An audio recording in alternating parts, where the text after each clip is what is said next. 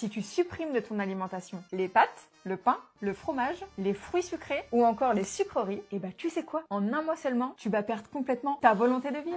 C'est totalement ça. Si tu supprimes tous les aliments que tu aimes de ton alimentation, tu vas perdre toute envie. L'objectif, c'est pas de supprimer et de perdre le plaisir, mais ça va être de remplacer. Donc là, elle parle de supprimer pâtes, pain, et pour autant supprimer les pâtes, le pain, qui sont des sucres blancs, qui sont pas hyper intéressants, riches en gluten, surtout comment ils sont faits, préparés aujourd'hui, oui, ça va être intéressant, mais il y a une manière de le faire. Personnellement, je consomme du pain, mais ça va être du pain de petit épeautre. Je consomme des pâtes, mais des pâtes de lentilles de corail.